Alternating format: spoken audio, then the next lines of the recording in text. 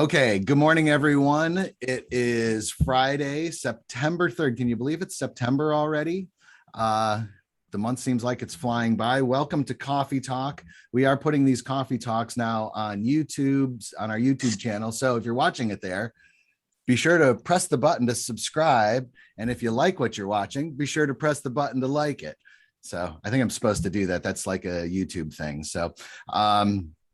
So let's get things rolling.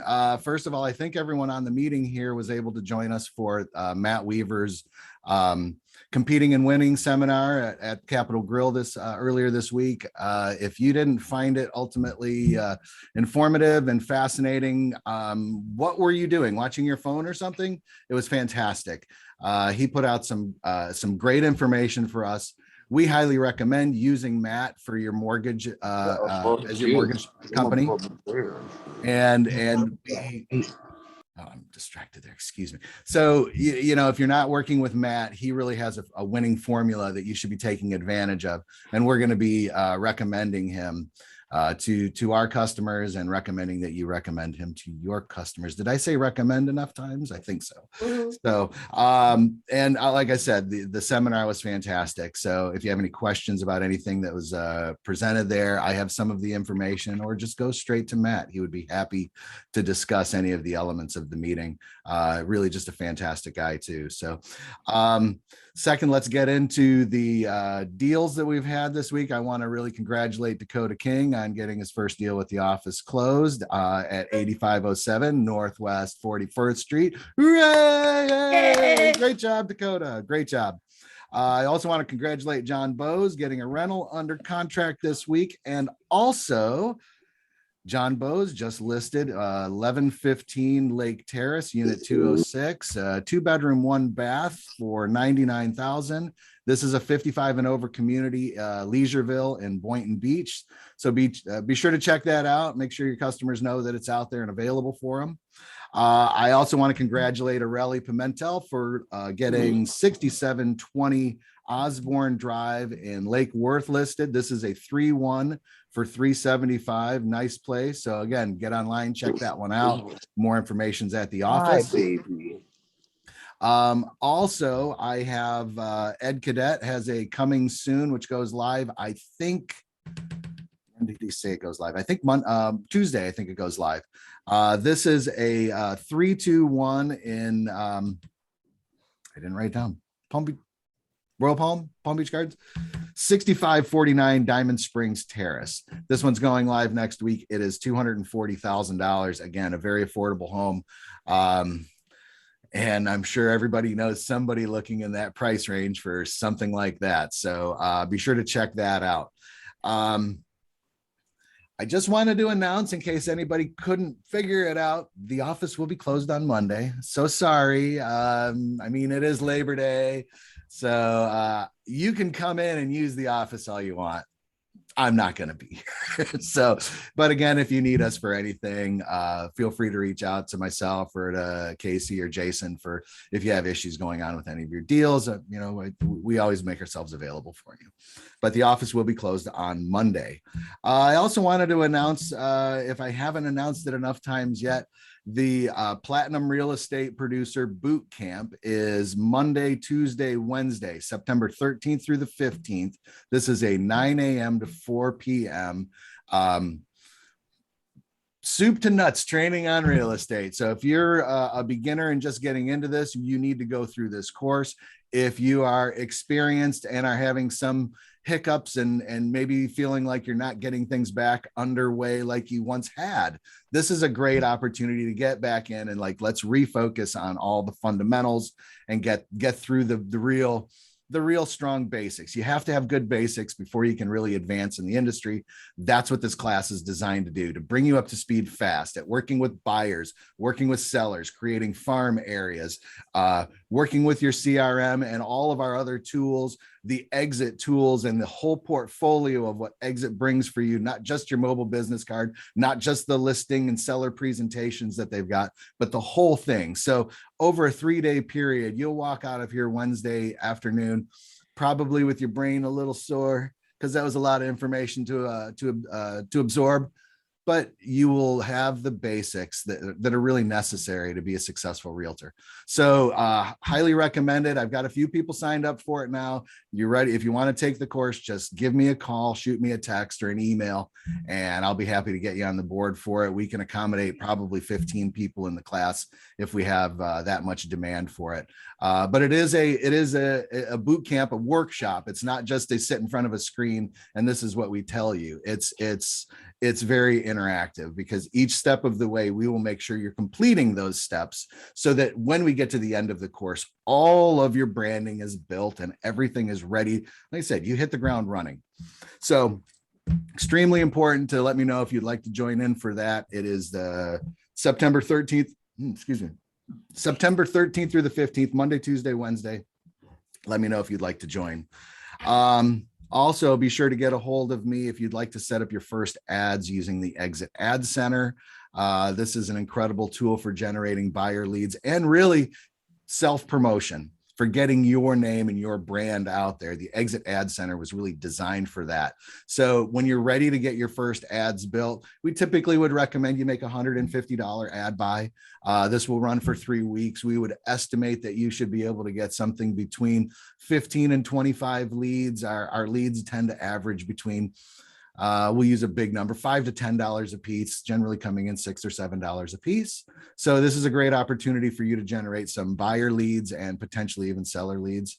So make the time with me. Let me know when you want to come in and do it. We'll make an appointment and we'll be all set so that you can get this all, get these ads run for you. All right. So I'm going to get into a discussion about housing affordability. Last week we talked about the increasing prices going on in the market. This is nothing new. We know, we see it every day in what we do, that the pricing, that the home prices have been increasing. We also know that home price is one piece of the puzzle of what people pay on a monthly basis. Interest is the other big factor involved in this. So as we look at what's going on in the market, before we start breaking all this down, right now, there are buyers out there that are seeing what's going on with this. And there's some fear that, oh my gosh, the prices are going up. I think maybe I want to wait on the sidelines until prices go back down. So, it's up to us to really bring context to this discussion. These are the facts. So, and I'm not saying how do we spin them, but how do we understand them and put them into the bigger picture of what's going on today? These are the questions that will come up for you. How do we answer them? So, we have to make sure we present a clear message. The real question is homes are not as affordable today as they once were. It's kind of let's say that's the premise. And you will get some version of this question from most of your buyers out there. If they've been looking and they've been watching, prices on homes are going up, interest rates are starting to tick up a little bit. So again, this will start in with what are monthly mortgage payments and what's going on. So if we're looking at this first chart, you'll see that since the middle of last year, we've been hovering around that 1,033 give or take number. And then as we got into March, as home prices started increasing more, you started to see this jump up to where we are through June at 1,255. So we've seen an increase in what the monthly mortgage payment on average is. And again, that dovetails into affordability. And this is a slide that, I get this provided to me from NAR, and affordability, it takes into account wages, prices, and interest rates. So again, yes, we are seeing a market where the affordability has gone down from what we were seeing in, say, January. And when you look at the historic affordability rates going all the way back to 1990, you'll see that looking in the distressed property years, affordability was very high. Prices on the homes were low. And actually interest rates were too. The only problem was nobody could seem to qualify for those mortgages. So as we get into the 2016 and 2017, we see the affordability staying relatively strong, dropping down now to where we're at, which is the lowest point from 2009 of 146. The higher the number, the more affordable things are. But when you start looking at over time, historically, This 146, really, when you compare it against all the way back to 1990, we're still well ahead of the affordability that we were seeing for most of the last close to 30 years, 20 years, 30 years. So when you put this into the bigger picture, they are less affordable than they were last year, but they're still considerably more affordable than what we had seen for decades leading up to where we are today. So, the real question when people say, well, they're not as affordable as they once were, the question to ask is, well, compared to when? And if you're trying to compare it with 2012, when you had distressed properties everywhere going for pennies on the dollar, and you had people that had, with great credit that had trouble getting financing, well, yeah, the affordability was a lot higher than it is today. But in the grand scheme of things, when you look back over the last 30 years, you'll see that we're still more affordable than we have been over most of those 30 years. So then the next question goes into, and this is a slide I used last week, what's going on with rent? So if you're afraid to buy a home because you're afraid that the prices are going up and they're becoming unaffordable, what's going on with your rent? When you look at rent since 1988, here's my chart. Do you see a lot of dips in there? Rent prices have been going up for everyone, and they've been going up significantly. So now we're not just comparing the market with what the market was. We're comparing, where do you want to live and for how much do you want to pay, and how secure do you want to be in it? If you're renting a place, your rent could probably go up next year and probably the year after that. Where if you buy your home, you've now fixed your monthly mortgage payment. So you now know much better, more closely, what your cost of living is going to be for the next several years. And also when you start comparing this to the percentage of income needed for a mortgage payment. So that number is also climbing. Stupid phone.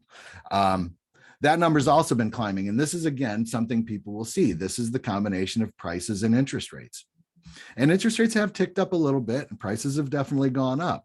So again, when you look at in the short term, January 2019 to now, well, we're up a little bit. We've actually had the percentage hit 13.4 earlier, about the end of earlier this year, but it's jumped way back up. So wow, that's scary.